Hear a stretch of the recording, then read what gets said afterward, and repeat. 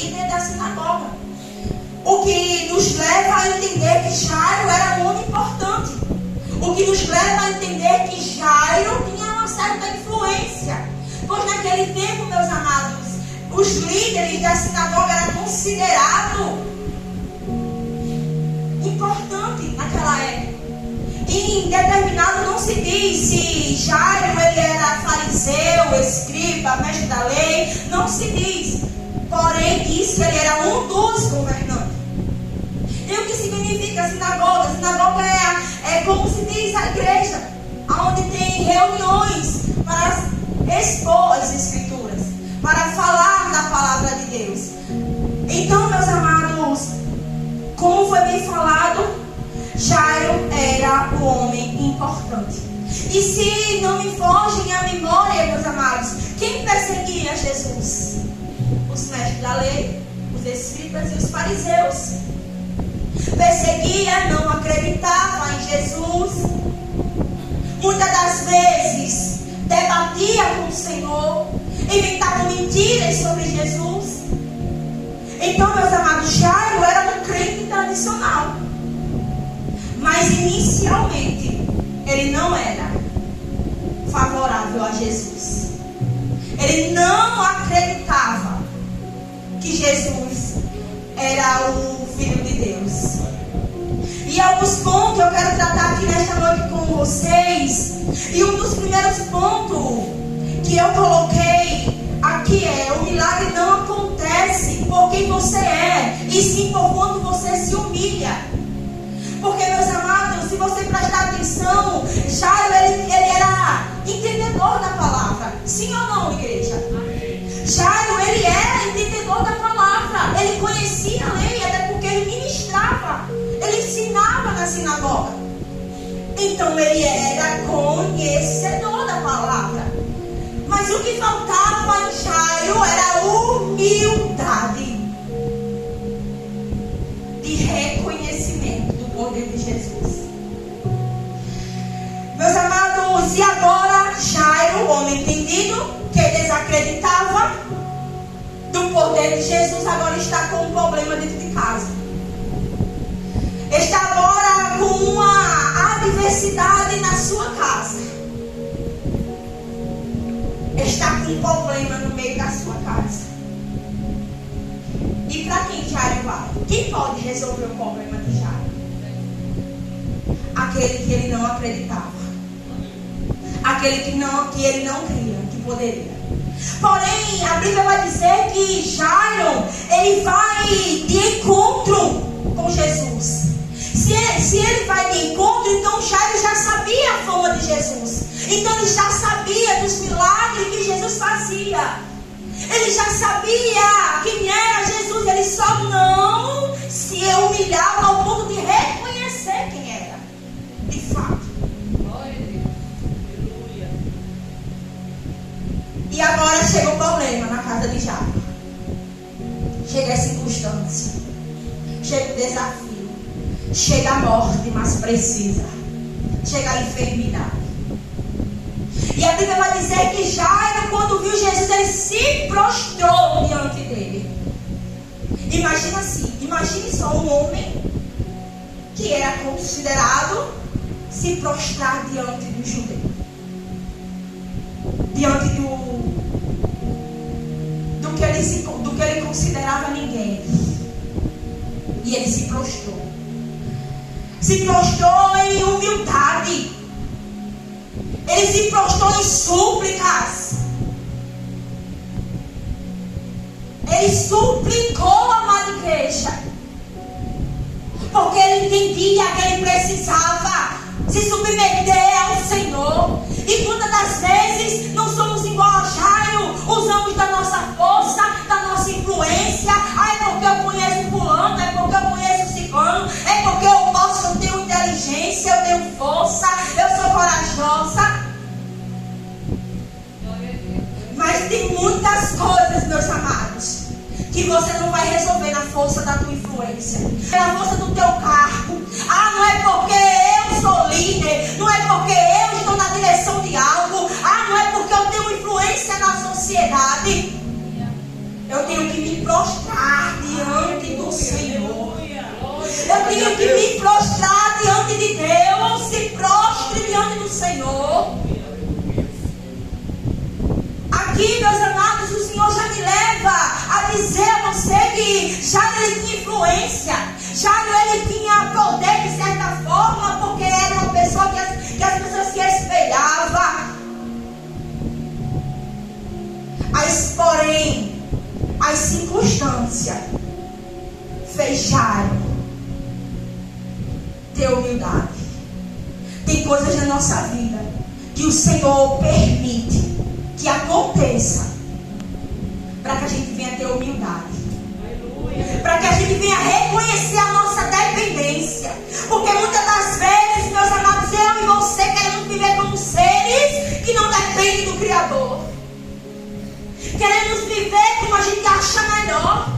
A gente quer arquitetar um plano e dizer assim, não, vai ser assim, vai ser assado. Mas o Senhor é quem realiza, quem concretiza, quem faz, quem desfaz, quem tira. E as circunstâncias fizeram isso com Jairo.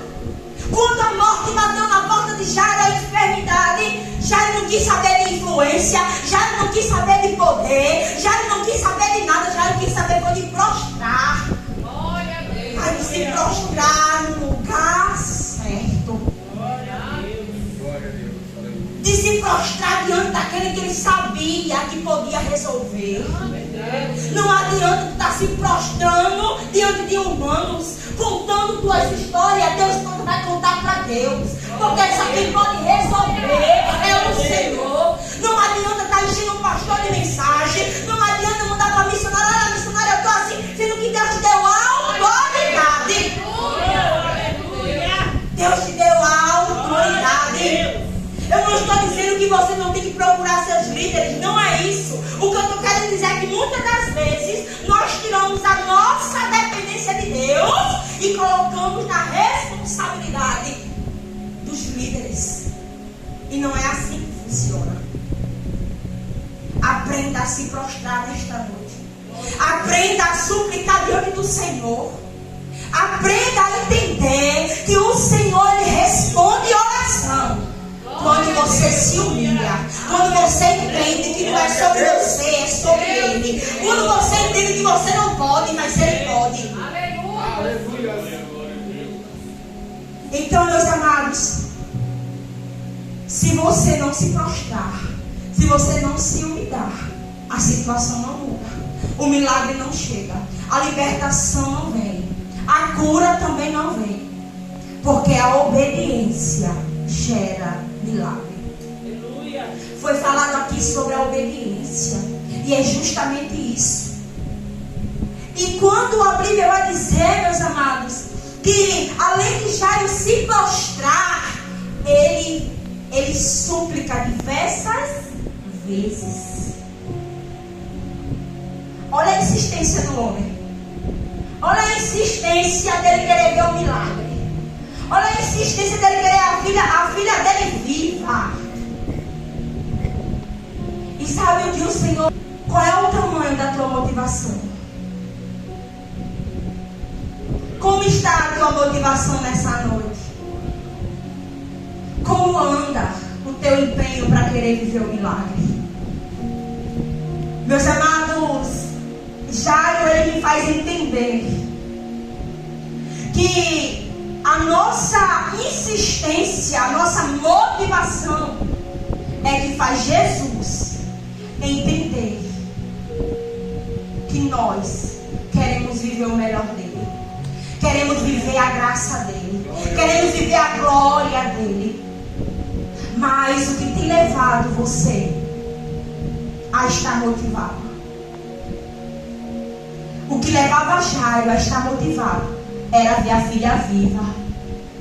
E o que tem levado você a ser motivado? Meus amados, não é mais tempo de ficarmos oscilantes. Um dia eu estou em pé, outro dia eu estou lá embaixo. É como se fosse um giro de uma vez de 80, outro de 360. Não é assim que funciona a igreja. Não é assim que funciona. Se você quer ver milagre, se você quer ver libertação, procure andar em caminhos retos, em caminho de obediência, em caminho que Deus se agrada. Deixa a preguiça de lado, deixa a acomodação de lado e vai suplicar ao Senhor. Muitas das vezes queremos receber milagre sem sacrificar nada. Queremos muitas das vezes passar a noite todinha dormindo. Aí no outro dia tem consagração às 7 e ninguém quer vir. Mas eu quero ter milagre. Ah, mas eu quero que Jesus trabalhe. Jesus, ele não cria filhos mimados. Jesus, ele não cria filhos mimados. Olhe para a Bíblia. Todos que Jesus chamou estavam trabalhando. Sim ou não, igreja? Davi estava esquecido lá no pasto, trabalhando, cuidando de ovelhas. E Jesus chamou. Então pare de acomodação. Pare de se prostrar diante das dificuldades. Se levante como Jairo. Se levante como Jairo.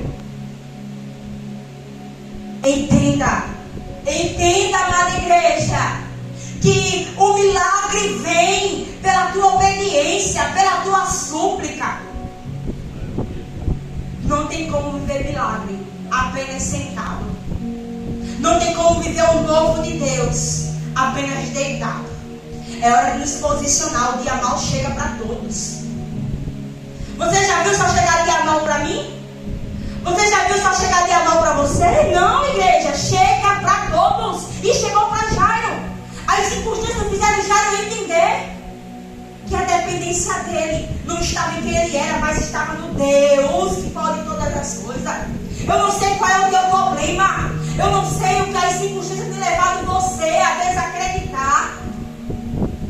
Mas nessa noite, o Senhor veio com vida. Mas nessa noite o Senhor te ensina uma direção. Se você chegou aqui perguntando, Senhor, o que é que eu faço, Senhor, mãe? A situação da minha casa não muda. A situação da minha casa continua a mesma. Hoje a direção que o Senhor te dá, vai para os meus pés. Vai suplicar. Vai suplicar.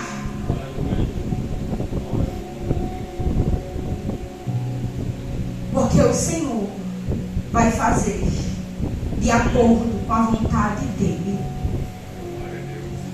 E, meus amados, eu vou citar um texto que está em Mateus, não sei se você vai querer abrir, que está no capítulo 7, no versículo 7 também, que vai dizer justamente isso que eu acabei de dizer, quando o Senhor vai falar assim, Mateus, capítulo 7, verso 7. Peçam e receberão. Procurem e encontrarão, batam e a porta lhes será aberta. Pois, versículo 8, pois todos que pedem, recebem, todos que procuram, encontram, e para todos que batem, a porta é aberta. Glória a Deus. Perceba, meus amados, que há uma atitude. Olha, peça e receberão. O pedir é na súplica, é se humilhar. O bater, você levantar e bater com mais força. Como é que é bater, irmã Samara? Orar mais, descer mais, jejuar mais, suplicar mais. Porque para todos que batem, a porta é aberta. E não é eu que estou falando, é o Senhor que diz na sua palavra. Peçam e receberão. Agora, meus amados, entra uma palavrinha que a gente tanto fala: fé. É preciso ter fé. É preciso acreditar que o milagre vai ser concretizado. Muitas das vezes a gente se cansa, né, igreja? Muitas das vezes está tão cansado, afadigado, que a gente nem acredita mais. Só que, meus amados, a palavra do Senhor, eu vou falar o próximo ponto que vai dizer: silencia as vozes e escuta apenas a de Jesus. Silencia as vozes se escuta apenas a de Jesus.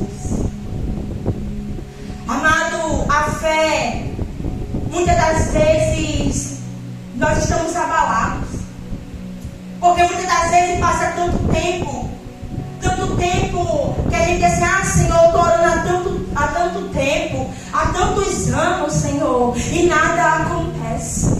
Porém, quando Deus não faz da forma que Ele te pediu e não mudou o ambiente, é porque Ele está usando o ambiente para te mudar. Para quando chegar lá na frente, tu poder receber a bênção, receber a promessa. Porque Deus não entrega algo sem preparar antes. Deus não dá algo sem que Ele te planeje, Ele te prepare. Olha o vaso, amada igreja. Olha o preparo que o vaso ele passa para poder receber o barro, receber as flores, ter o tecido para guardar. Naquele tempo se guardava muito azeite, né? Guardava muitas coisas. Então, assim, antes dele chegar na caça, ele passava por um preparo, por uma moldagem. Então, antes de você receber a bênção, você precisa entender que você precisa ser lapidado para poder receber a bênção. Não podemos receber de qualquer jeito. Porque se fosse assim, meus amados, a gente não dava valor quando chegasse a bênção. Se fosse tudo fácil, era muito bom. A gente recebia, Senhor, eu estou precisando disso. Ele pá, no outro dia não se esquecia dele. Então é necessário que a gente passe por momentos difíceis para a gente dar valor. Uma vez, meus amados, abrindo parênteses, não faz no contexto. Uma vez eu falei assim para minha mãe, mãe, um milagre, para que a gente não venha ser como os 7 leprosos, que somente um voltou para agradecer. Meus amados, e voltando ao texto, enquanto Jesus ainda falava com as mulheres que tinha sido curada, né, com a mulher, aliás, que tinha sido curada, que todo mundo sabe a história, porém Jesus estava atento. Enquanto ele falava, ele também ouvia. Porque olha só o que a Bíblia vai falar, amados. Que enquanto Jesus falava, chegou os mensageiros da casa de Jairo para dizer o quê? Olha, tua filha já morreu. Para que tu está incomodando aí do mestre? Sempre haverá mensageiros que te fará desacreditar do milagre.